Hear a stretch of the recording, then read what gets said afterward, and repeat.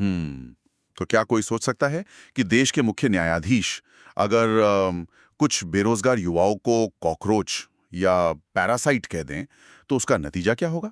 हाँ, मतलब कोई नई राजनीतिक पार्टी बनने के बारे में तो बिल्कुल नहीं सोचेगा। बिल्कुल सही। पर असल में यही हुआ है। आज की हमारी इस विस्तार से चर्चा का विषय भी यही है। हम ताज़ा न्यूज़ रिपोर्ट्स और भारत में मीम पॉलिटिक्स पर आए एक नए रिसर्च पेपर का गहन विश्लेषण कर रहे हैं। जी, और हमारा आज का मिशन ये समझना है कि कैसे एक विवादित बयान ने जेनजी युवाओं को एक एकदम अलग तरह के व्यंग्यात्मक आंदोलन के लिए एकजुट कर दिया। जिसे हम कॉकरोच जनता पार्टी या सीजेपी के नाम से जान रहे हैं। मतलब नाम ही सुनकर अजीब लगता है। तो इसकी शुरुआत कैसे हुई? तो देखिए, 15 मई 2026 की बात है। एक अदालती सुनवाई चल रही थी और वहीं सीजेआई सूर्यकांत के एक कमेंट ने आग में घी डालने का काम किया। जहां वो कॉकरोच वाला बयान आया था। जी बिल्कुल। और रिपोर्ट्स बताती हैं कि इसके तुरंत बाद अभिजीत दिपके, जो एक 30 साल के छात्र और पूर्व रणनीतिकार है, उन्होंने ये पार्टी बना ली। मतलब बस एक बयान और रातों रात पार्टी बन गई। हाँ, पर देखिए, ये सिर्फ एक रात का गुस्सा या अचानक आया रिएक्शन नहीं था।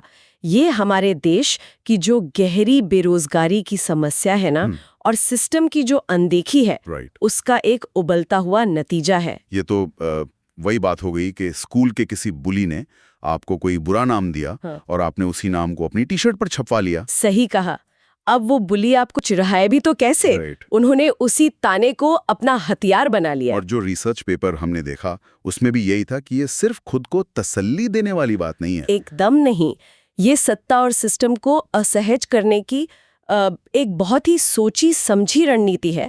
जब आप अपमान को ही अपनी पहचान बना लेते हैं तो सामने वाले की ताकत ही खत्म हो जाती है। हाँ, वो एक तरह से निहत्था हो जाता है। और इनकी मांगे भी तो देखिए। मतलब सीजेपी में शामिल होने के लिए आपकी योग्यता क्या होनी चाहिए? आपको बेरोजगार होना चाहिए और ऑनलाइन शिकायत करने में माहिर होना चाहिए। हाँ, ये उनकी सबसे बड़ी शर्त है। और उनका वो 5 सूत्रीय मैनिफेस्टो भी तो है, जिसमें महिलाओं के लिए 50% आरक्षण की बात है। जी, और साथ ही जो दल बदलू विधायक या सांसद हैं, उन पर 20 साल का बैन लगाने की भी मांग है। बिल्कुल। पर मुझे एक बात खटक रही है यहाँ। मतलब क्या ये लोग सच में कोई राजनीतिक बदलाव चाहते हैं या फिर ये सिर्फ इंस्टाग्राम पर रातों रात वायरल होने का कोई सस्ता हथकंडा है? क्योंकि आजकल अटेंशन के लिए लोग कुछ भी करते हैं। देखिए, ये सवाल उठना लाजमी है, पर यहाँ हमें समझना होगा कि ये सिर्फ इंटरनेट का कोई नया ट्रेंड नहीं है। तो फिर ये समाज का बदलता हुआ चेहरा है। जी, हमारे स्रोत बताते हैं कि जब पारंपरिक व्यवस्था युवाओं की समस्याओं को सुलझाने में नाकाम रहती है, मतलब जैसे बढ़ती बेरोजगारी है या फिर वो जो नीच जैसे पेपर लीक वाले मामले हुए। हाँ, वो तो बहुत गंभीर मुद्दे हैं। तो जब सिस्टम फेल होता है तो जेन जी के पास क्या ही विकल्प बचता है? सड़क पर उतरेंगे तो लाठी चार्ज का डर है या फिर पुलिस केस हो सकता है। अच्छा, मतलब इंटरनेट पर मीम बनाना और व्यंग करना उनके लिए एक बहुत ही सुरक्षित रास्ता है। बिल्कुल। ये इंटरनेट पर मीम्स के पीछे छिपकर विरोध करना उन्हें एक प्लॉजिबल डिनायबिलिटी देता है, मतलब बचाव का रास्ता। क्योंकि सिस्टम किसी मजाक करने वाले पर इतनी आसानी से एफआईआर तो दर्ज नहीं कर सकता। सही बात है। हास्य यहाँ एक ढाल का काम कर रहा है, जिसके जरिए वे बिना किसी हिंसा के अपना कड़ा विरोध दर्ज करा रहे हैं। और ये फॉर्मूला काम भी कर रहा है।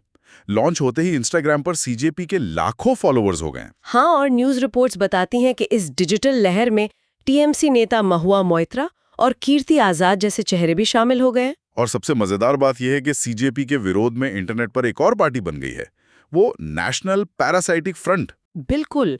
ये दिखाता है कि कैसे एक व्यंग्य ने अपनी खुद की एक समानांतर राजनीतिक दुनिया ही खड़ी कर ली है।